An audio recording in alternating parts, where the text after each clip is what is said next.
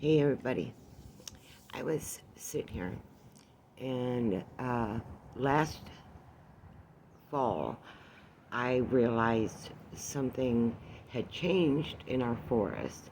Uh, I used to grow bird feed, so I had a good collection of it all winter, and I would feed the forest birds and squirrels with it.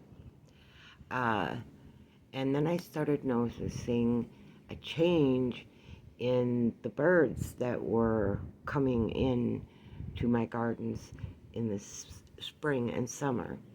Now, I've been doing this for a couple of years, and last fall I thought, you know what, I didn't grow any bird feed this year. So when the bird feed runs out for all these birds, I'm going to just let them fend for themselves, natural. And uh, so I did that, and it's been, oh, well, the whole winter. About half the winter they had food. This spring, the bird populations in my forest here have reduced quite a bit, which is kind of good and bad. But I was thinking about the one species of bird that was actually the most abundant here and not seeing them anymore, or very rarely, and that was finches. I hear one, and hummingbirds. They have a huge nest in the tree. I guess that's what they call it, but it's massive. So you know that a lot of hummingbirds could reside in that nest. And normally I take my binoculars, I watch it, but I still haven't seen any hummingbirds around it. So I was hoping, since the cardinals and the blue jays, which prey on birds that are tiny, like finches and hummingbirds. I didn't know that until actually today, because I saw a hummingbird for the first time in a whole, well, I saw three last year.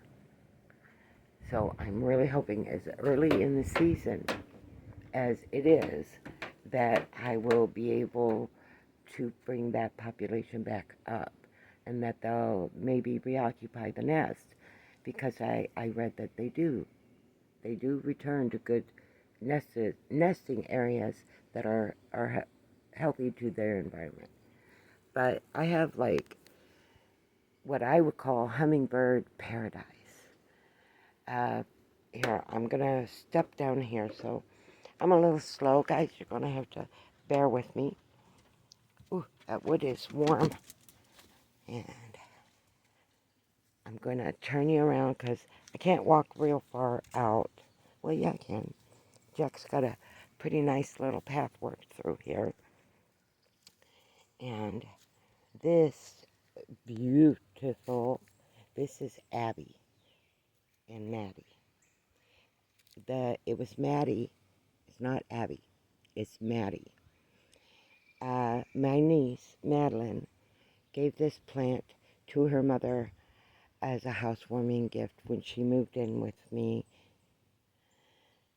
a couple years ago. But when she moved out, I tried so hard to take care of it. It was such a beautiful, beautiful tree, and it's supposed to get really tall.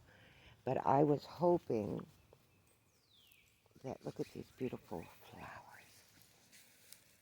I was really hoping that maybe she'd come back. And every time I look at it, I think of her and how wonderful it was to have her around and how much I love her. And then I had these two trees. There's another one behind it. But those two were just 2 weeks ago covered in white, beautiful flowers. And then I've got my big blackberry flowers that I know hummingbirds love, and was part of the reason I planted them. See, look at these. These are just gorgeous. And I don't know how well I'm doing with my camera. I'm a terrible camera person. Sorry. And then, of course, get over here. I'm walking barefoot, by the way. I don't know if you could see this, but I was a barefoot kid and I'm a barefoot adult. Okay. And oh my goodness, the smell over here is so strong, so beautiful. Look at these. And our bees are back. Yes. Now these, the pink ones, are called angel blossoms. And these are called fragrance blossom bombs. No, fragrance bomb blossoms. There we go. And they look more like a poppy than a rose. See, there's the roses. Are they beautiful? And these stay full of all kinds of pollinators all year round. And even in the winter months, there are some of these, especially with this one. These deals right here, the bud part will remain all winter long.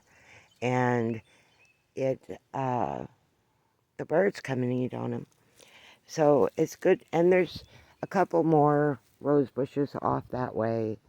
And as you can see, Egyptian walking onions are doing fabulous. I love the way they grow. I do. I have always had a thing. My mom said it's because I'm a Virgo. But I've always had a thing for how beautiful, incredible life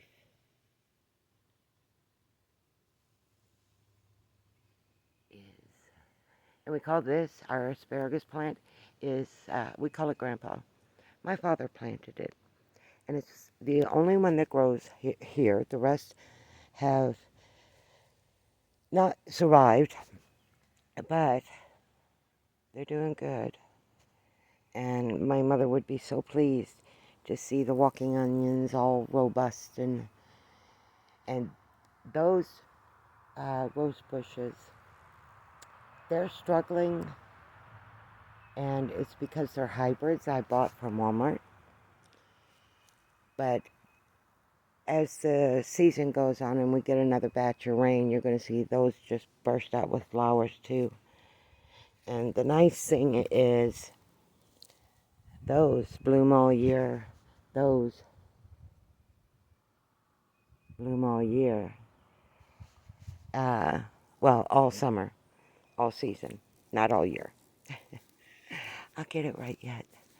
All right, guys, I made this a very long video, but I just wanted to share with you that I had figured out the cause of my missing hummingbirds and show you the paradise that I put in place to keep them coming around, because they are very healthy for gardens, and I get lots of butterflies and stuff like that. I'm glad for my other birds, don't get me wrong, but seeing their numbers have come back down, especially the blue jays, because they were really filling the forest. They were basically warring with the cardinals over the food, and so yeah, I'm kind of glad that's over, and I'm not coercing any war between two different bird species. So I'm glad I'm not doing that anymore. And I did recognize that I was endangering another species because of what I was doing. So even though I thought I was doing something kind to these birds, and I guess my human brain is, we're supposed to share everything, with everyone. Ain't got much. But until recently, everything I've ever had, I have always shared with others. And I guess I had that kind of thinking when I came here. And then I didn't realize I was disrupting the most perfect ecosystem I had ever lived in.